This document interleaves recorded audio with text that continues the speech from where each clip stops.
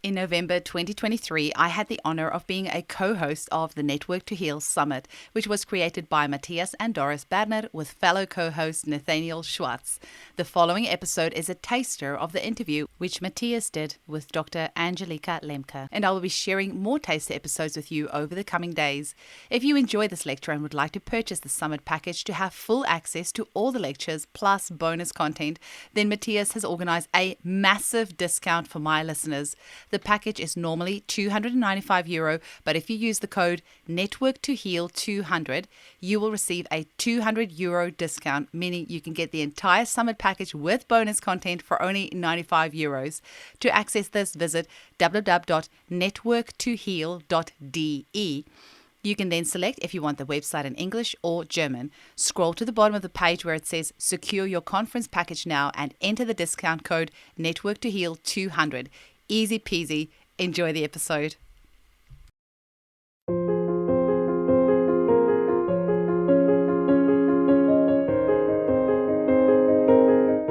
Everybody, very welcome to the International Homeopathy Summit. Today we travel to the United States and meet a very beautiful and very enthusiastic and also engaged woman. And this is Angelica Lemke, and she is a naturopathic doctor. She's a homeopath. She is working with families, especially with mothers and with children. And she's treating kids with complex, with complex symptoms like autism, PANS, and much more. And she's helping the families very deeply because she's entering differently than others do it.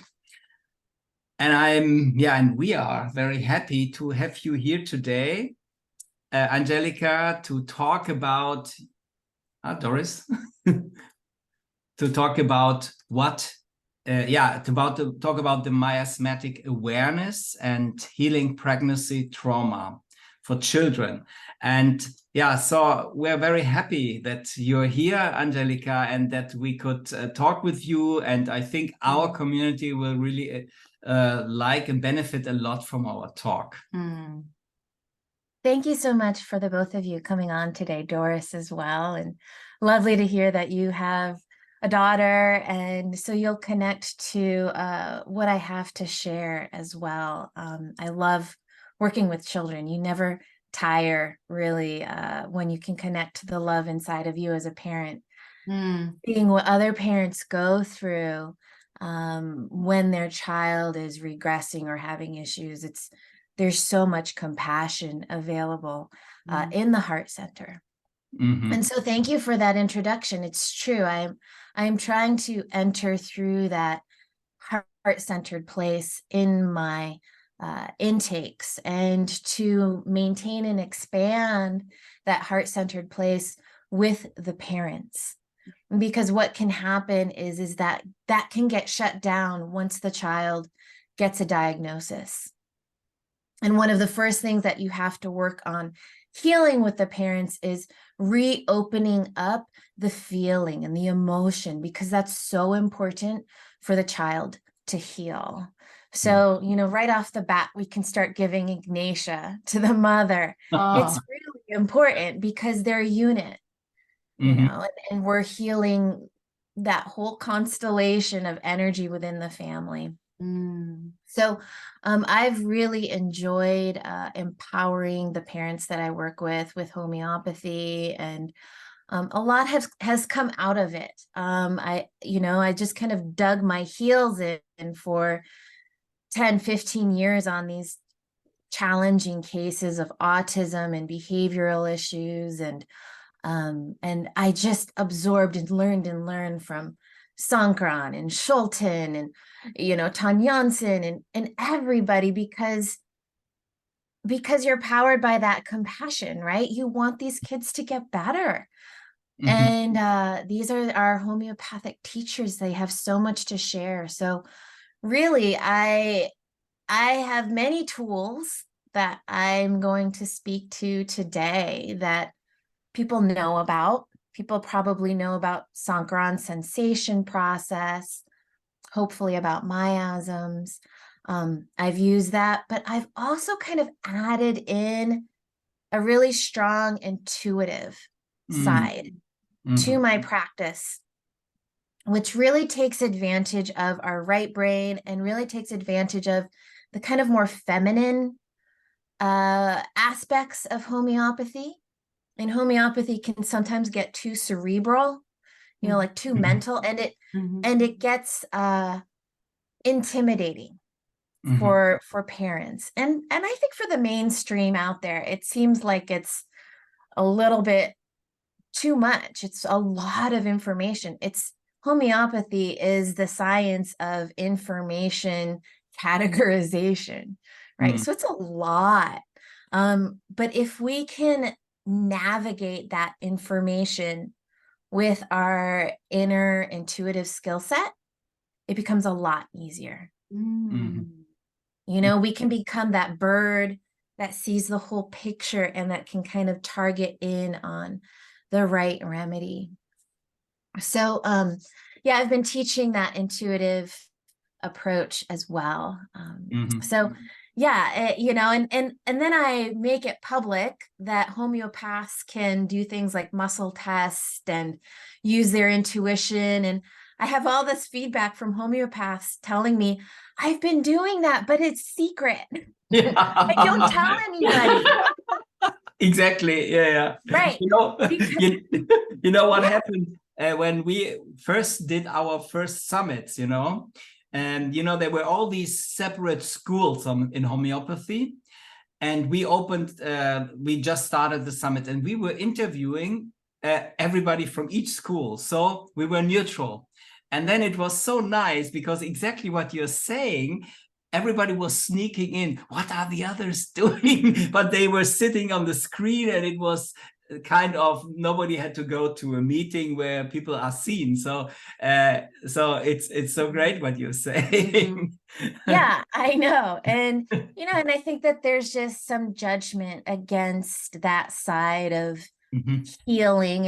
And it has been since, you know, the burning of the witches, right? That kind of judgment has been there. And so there's fear, and there's already homeopathy is on maybe, you know, ground where it needs to seek approval. So maybe less so even in Europe than in the United States. So I'm trying to really create a soft landing for healers who want to use homeopathy, but they also have this whole other skill set of their, you know, empathic skill sets and their ability to feel energy. So I can show my slides. Yeah. I'm really curious. This sounds amazing. Yeah, we're the really Nathaneal approach. Yeah. Well, we can keep talking about this. Yeah. But you know, since the subject of this conference is trauma, I thought a really nice place to just look at this was with pregnancy. Yeah. Okay, great. So that's my book, Healing Complex Children with Homeopathy, which you can get on Amazon. And this also was the result of working with these parents. And I started in writing this book to just collect all of these data points on the behaviors of these children, because we have materia medica for adults, but we don't necessarily have materia medica for the unusual behavior sets of children, like spinning and doing things with their hands, the things that you can see with autism. So I tried to kind of translate some of those children's behaviors into keynotes that you could then put to materia medica. So, okay, and we already really did my introduction here. So yeah, some of these behaviors could be sensory issues, tics, Tourette's, social behaviors. And then in the back of my book, I created charts for different types of groups of kids. I found that helpful when I learned homeopathy. My teacher, Paul Herskew, would say, super sensitive kids do really well with these 6 remedies or whatever, and Mhm. and that's the way that parents and people kind of see their kids. They're like, yeah, I have a very anxious child or very serious child. And so I try to kind of separate that out. And of course it's not completely inclusive, but it's the best I can do. Um, and really, I wrote decoding because Mhm. we have to decode their behaviors. We can't just take them necessarily at face value. Mhm. There's the rage and panic can happen for a variety of reasons. And so I have a lot of methodologies. The sensation process, Sankaran Yeah. sensation process, Yeah. Yeah. is amazing for helping understand nonverbal children. Mm. And so if you can get a mother or a parent who knows the Yeah. child to imagine that they are their child. Well, this is Ah. not classical sensation process, Mhm. but it's kind of like a mixture of family constellations where you are stepping into the role of another family member and then going into the sensation. But So it's very important what you're just saying, um, to really be, yeah, to become more empathic about the child, to enter back into the world of the child and to understand it much better, right? yes, and actually, if you can get a mother who's maybe been shut down a little bit to open up to what her child is going through by asking her to feel what her child feels and to Mhm. go deep into it. So I will have a mom close her eyes and picture her child when her child is at their happiest and they're in their element. And then the opposite, right? When they're Ah. most stressed and most in pain. Then the mom becomes the state of the child, and we can understand that state and work on healing that state. The mom becomes the remedy. She can become Mhm. such a healing conduit. And I've had parents do just the empathy, and then their child afterwards is already better. They can put their hand on their child's knee and the child already feels better. This is what we're all meant to be able to Mhm. help ease our children's pain by helping to absorb their pain. Like last night, my daughter jumped onto a little pebble, and it pushed her left side of her foot up and created some soft tissue damage.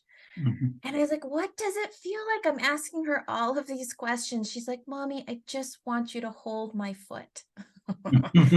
So I just Simple. held her foot and I could feel the pain go into my foot. Mhm. I don't know if other people have experienced this, but you can actually almost like transmit the energy into your own body and then work through it, and that will heal Mhm. it. We can do that with homeopathy too. We Mhm. can absolutely do that in our intakes.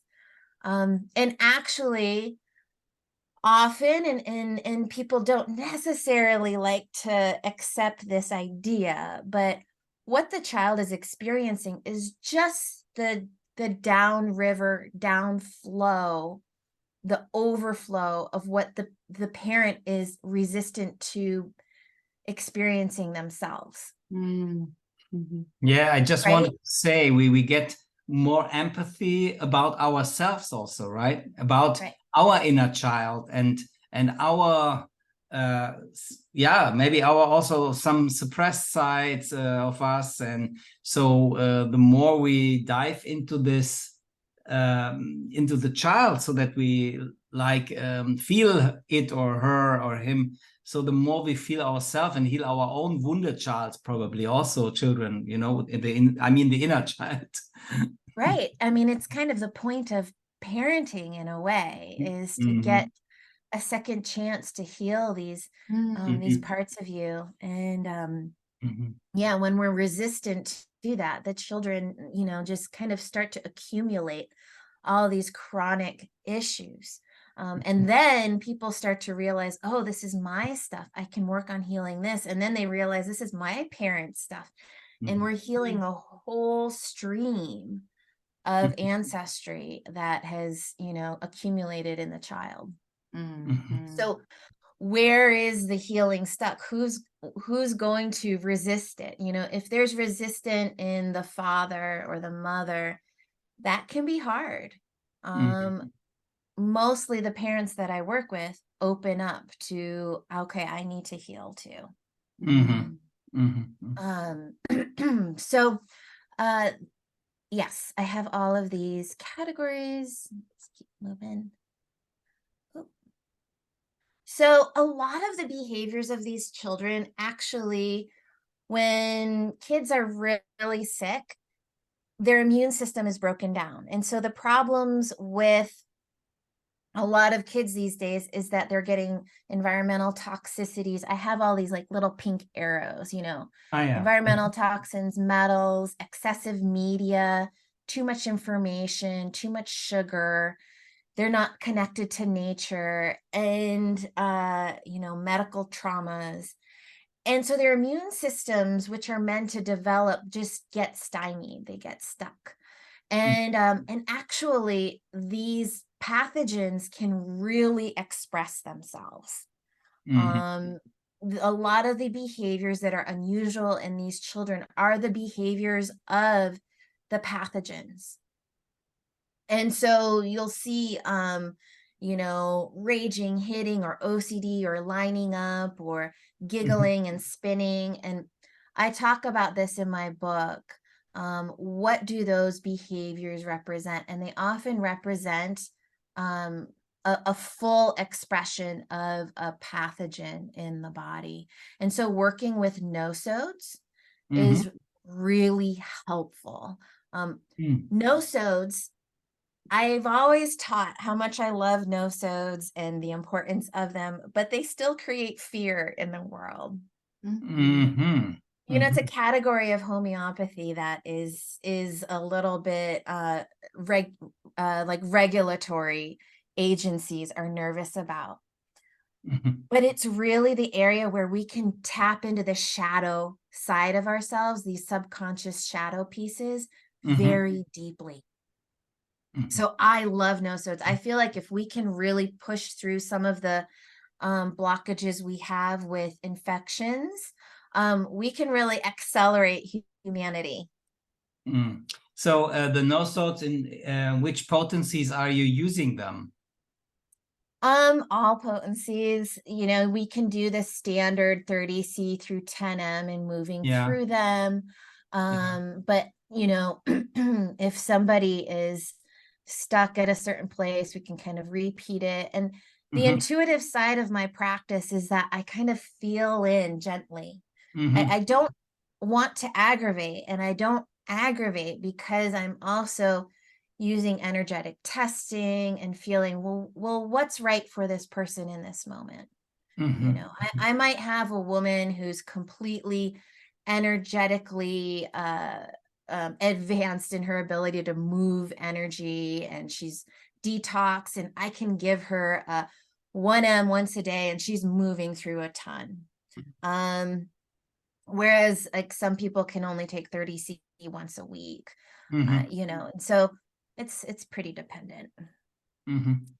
So and you talked about medical trauma. Could you talk little more about that, especially for children, and then we could go to the nosodes, if it's okay for you?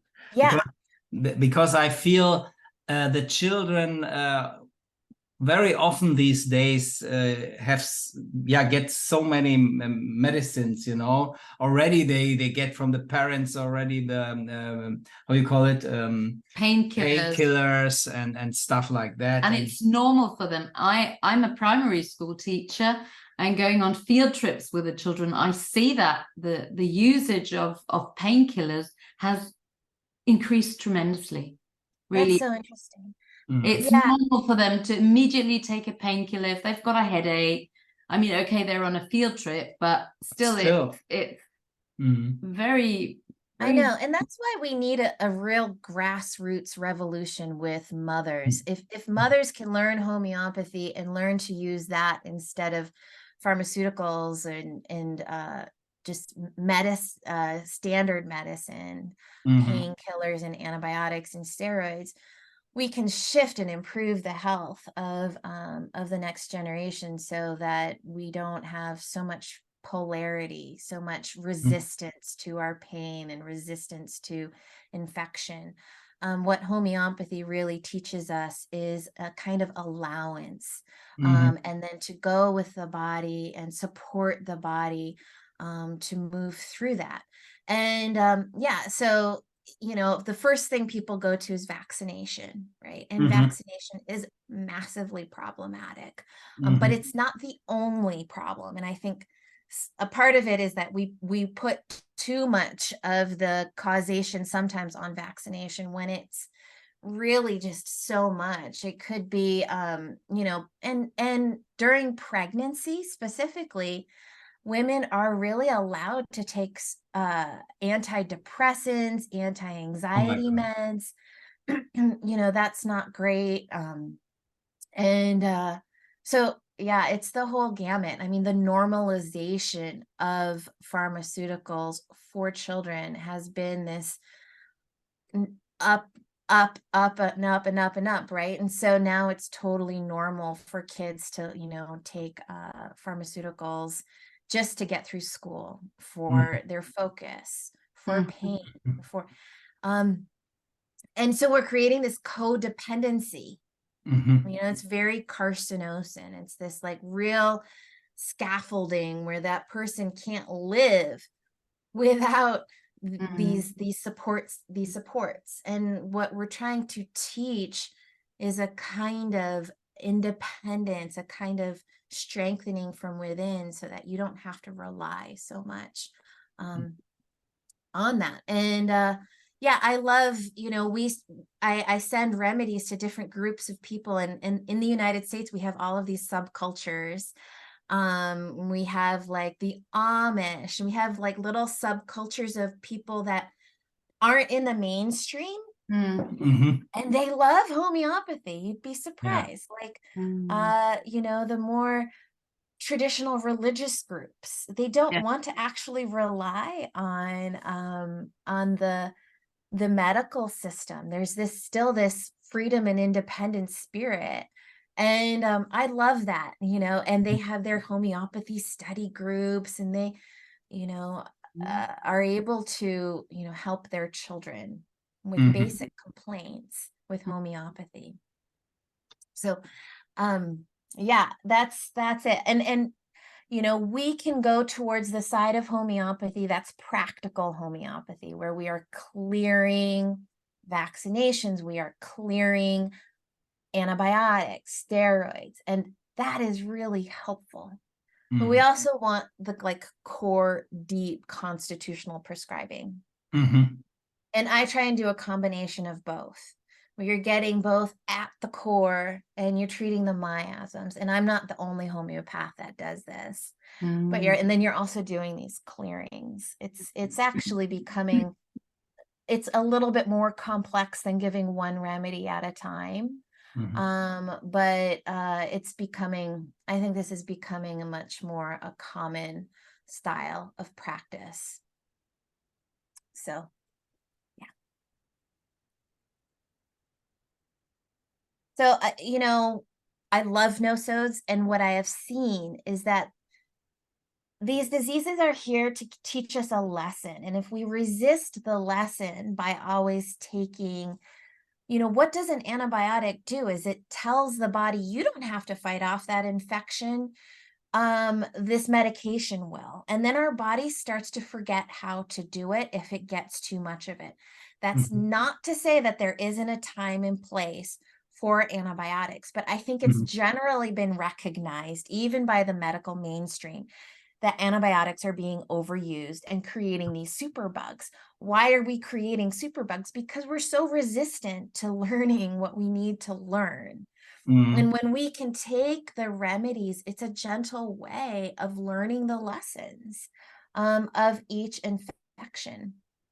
So one of the most important nosodes that I gave early in my practice was streptococcinum. I gave it for autoimmunity showing up as pandas, showing up in, obsessive behaviors. Even autism is has an autoimmune aspect to it, where strep is important. And the feeling with strep is I'm attacking myself.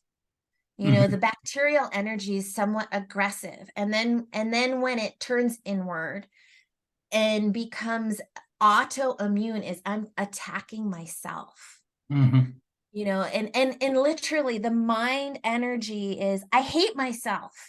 So you can have like this happy kid, and then they get a strep infection, and then and maybe it doesn't resolve, or maybe they get antibiotics, whatever, but after the strep infection they're much more negative. And they're just like, I'm awful at soccer. I shouldn't do soccer anymore, or football. And then you could give the strep nosode, and it clears that up, and people become more loving, more positive. And that's actually Andreas Tilch, I think, is going to give a presentation on this. And I truly believe that the strep miasm is one that is huge, especially in Western culture, because of how much we've given antibiotics and we've just suppressed it so much. And it's kind of, it should be recognized as big as carcinosin in homeopathy, because it really is a big miasm. And then I have other ones here, Lyme disease, which you have in Germany, same in the US. Yeah. Right? And it's like the imbalanced negative thought is the universe is against me. I'm the victim. I hold on to my anger.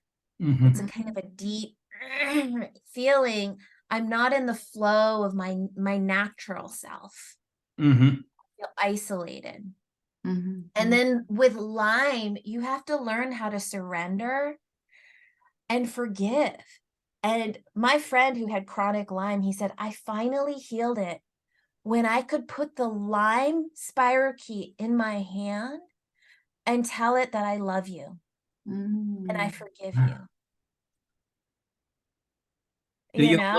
Do you also program water with that? Yeah. Exactly. It was like, oh gosh, we can bring ourselves into that radical forgiveness and love. And this spirochete, it's like the most disgusting, unevolved, parasitic, alien thing, right? And if we can look at it and say, I forgive you. And then you can say, and now leave. But really to come into that lesson, right? It's like you bless it and then you let it go. It's like a peace aspect, isn't it? Really, it's very peaceful. Right. And so the nosodes from Lyme can help with that. Parasites is the energy of blame, and so we have to learn to take responsibility with parasites. Viruses has the lessons of slowing down. Our culture with media and technology has sped us up so much because it's so much information. And that's what viruses is. It's just information. And we have to learn to put up a boundary and slow it down. And then the lessons from yeast and candida is to actually get back in touch with my fire. Because when we eat lots of grains and sugar, we get lazy and we want to sit on the couch, and we get kind of dependent and ungrounded, and we're not connected to I need to make my life happen. It can be very yin. Candida and yeast is the yin to the yang of bacteria and strep, the OCD perfectionistic energy of strep. And they balance each other out in our body. They're meant to. But with these kids, something often predominates. And so, yeah, once we can kind of heal those pieces, and those pieces, we might work on the strep and then the candida, and then we work on those pieces, we have so much more openness. Like our biome becomes healthier. Mhm. So, okay. So we're going to talk a little bit more about miasms. And miasms, I feel like, is really gets to the bottom layer, of our constitution, of our ancestral trauma. It's the cards you're dealt, Mhm.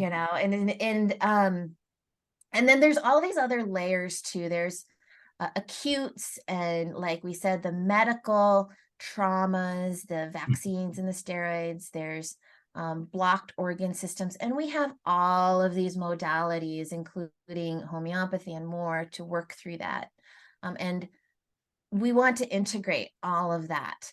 Oftentimes, just the biomed that these kids get just touches on just the very top of like nutrition, and which is important.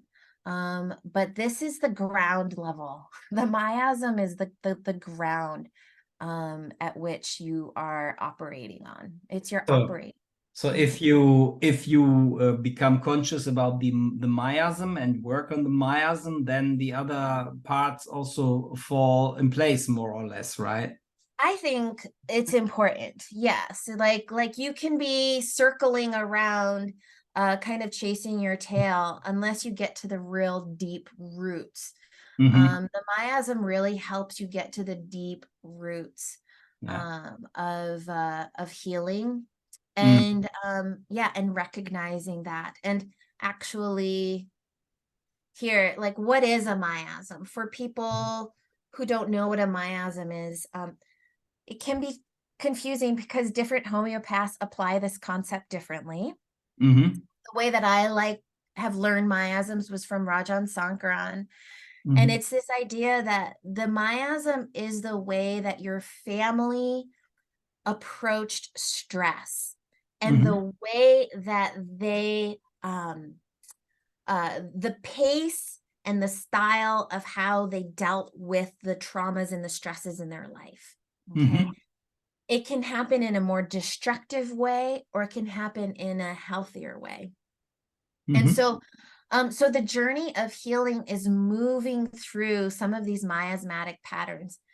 We get stuck in certain patterns, and we need to kind of break the pattern to move on to the next pattern. Mhm. Mhm. And generally, you want a case to move from more destructive to less destructive patterns, right? So you might have a case that's very tubercular or syphilitic, which is maybe more destructive.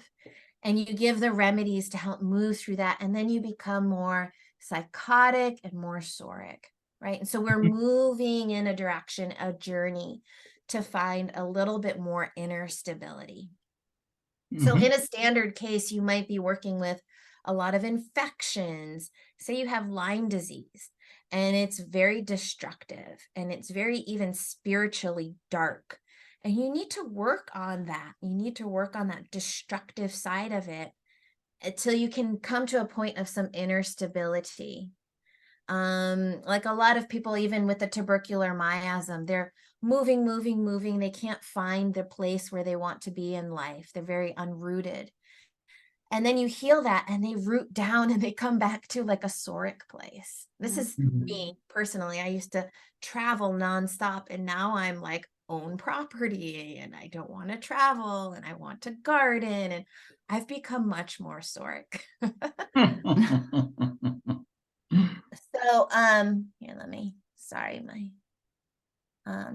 so pregnancy is a really wonderful time to understand the miasm and the imprints of our family ancestry and our traumas.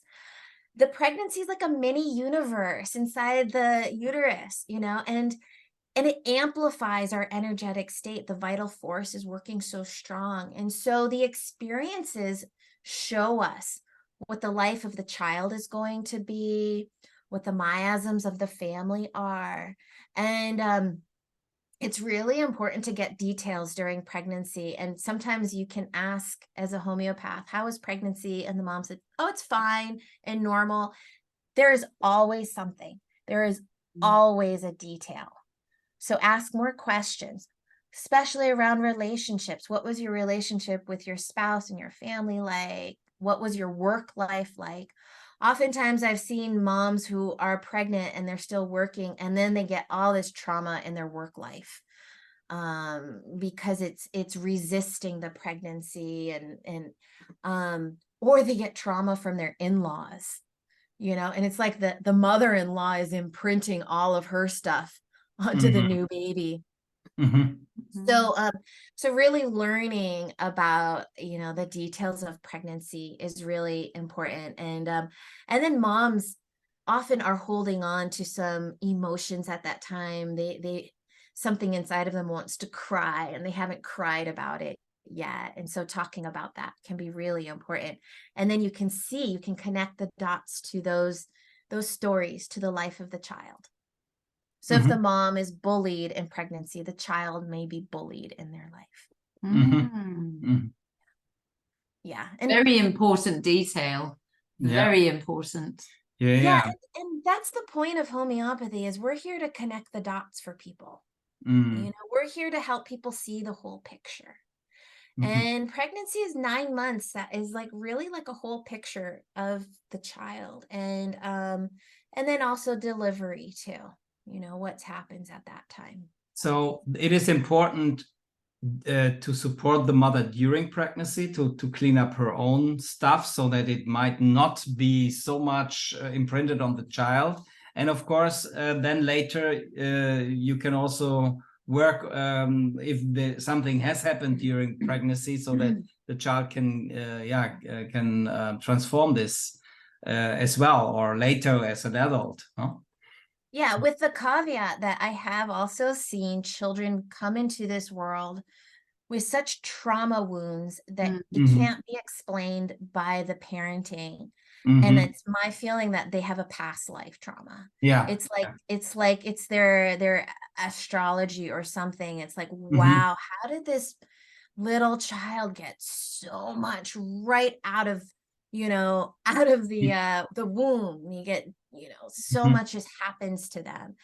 And I feel like if they were in a past life, it was the energy of that trauma just moving right into the next, and we can still work with love and empathy to clear that. Maybe it's also some story in our ancestors that we didn't know about. Yeah. And modern science like epigenetics prove that, and exactly. So this is so beautiful now when we say things like that. Now we also know about epigenetics, so that it's almost proved, that it's transferred from. And also when you do family constellations, they say it's the imprints are I think 7 generations old or something, partly. Yeah. So yeah, it's a beautiful moment to capture so much depth of the trauma and those imprints and epigenetics. And you can shift those epigenetics with the right remedies during pregnancy, which is so cool. I can absolutely agree on that, because I've got 2 kids and my daughter was born when I was quite old, and I was always so worried that she would have some kind of defect or something, and homeopathy brought me into trusting. And this girl, she was trusting right from when she was born. So I could totally relate to that. Absolutely, from my own experience. Yeah. And if you're pregnant and you take the right remedy, the shift can be so drastic that that you're just in a powerful, energetic state at that time. It's very cool. I totally agree. So there are We're going to talk about some of the traditional miasms and some of the newer miasms, and even miasms that haven't fully been talked about, like the COVID miasm, which we are going to have in our culture. Hi, homies. I'm sorry to stop the episode here, but the good news is that you can still access the massive discount which Mathias has organized for my listeners, that is you. To listen to the rest of the episode, as well as the entire Network to Heal conference package plus bonus content, visit www.networktoheal.de. You can then select if you want the website in English or German, scroll to the bottom of the page where it says secure your conference package now, and enter the discount code Network to Heal 200. Enjoy!